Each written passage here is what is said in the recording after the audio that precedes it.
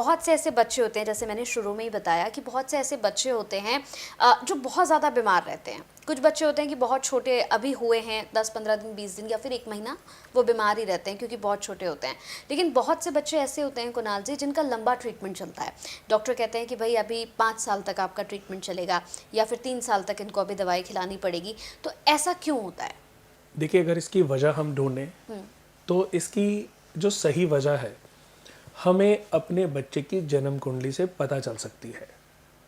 जैसे कि आज ऐसा नहीं है कि एक बच्चा जब जन्म लेता है तो माँ उसके लिए परेशान रहती है। अगर देखा जाए तो जब तक माँ इस दुनिया में रहती है तब तक वो अपने बच्चे के लिए किसी न किसी रूप में परेशानी रहती है। खुश भी रहती है बट उसके लिए चिंताओं से परेशान भी रहती ही है।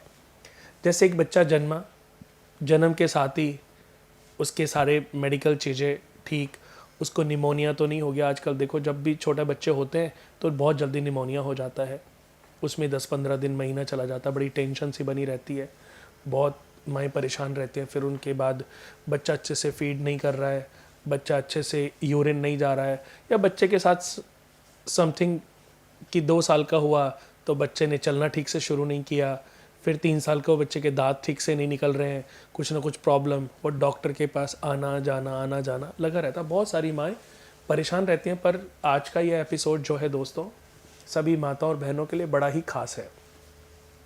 सबसे पहले तो मैं ये बताना चाहूँगा कि हमारे बच्चे के जन्म के समय प्रॉब्लम होगी या नहीं होगी, इसका विचार कोई भी लड़की, कोई भी माँ अपनी जन्म कुंडली से कर सकती है।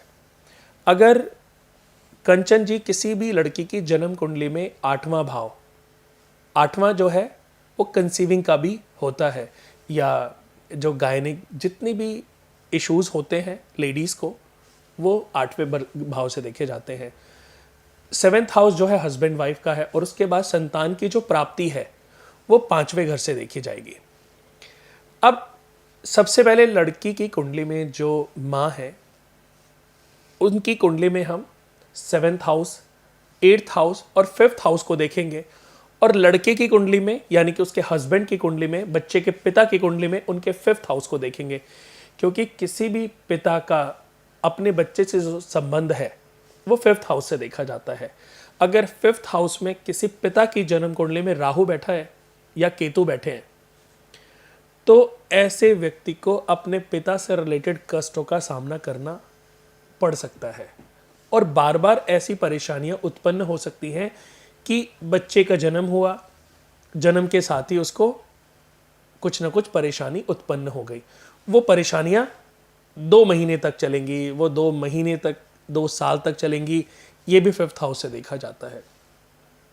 अगर किसी भी माता की कुंडली में चंद्रमा और केतु, चंद्रमा और राहु, चंद्रमा और शनि, मंगल और राहु, मंगल या केतु, गुरु राहु, गुरु या केतु का कॉम्बिनेशन अगर 7th और 8th हाउस में बना है या 5th हाउस में बना है तो हर माता को थोड़ा सा सचेत तो रहना पड़ेगा कि उनको जो बच्चा होगा वो एक नॉर्मल डिलीवरी नहीं है।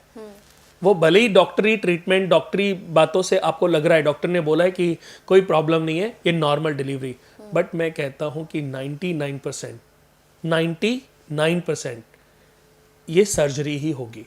अच्छा। और उस सर्जरी के बाद भी कुछ ना कुछ ट्रबल आएंगे।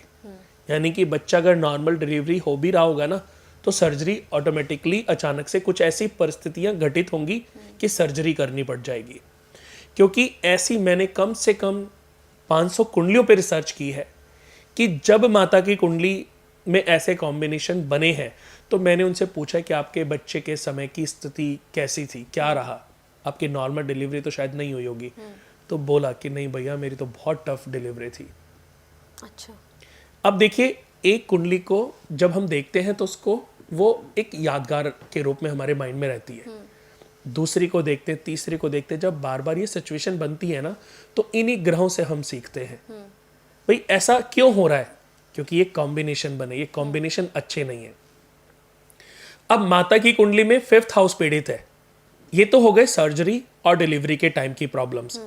लेकिन अगर 5th हाउस माता का पीड़ित है या 5th हाउस पिता का, उसके हस्बैंड का पीड़ित है, बच्चे के फादर और मदर का पीड़ित है, यही कॉम्बिनेशन 5th हाउस में बन जाए, तो ऐसे लोगों को कई बार पिता का सुख अच्छा नहीं मिलता। यानी कि अगर वो अपने भी पिता का सुख देखें तो उनके जन्म के समय पिता को बड़े ट्रबल रहे होंगे।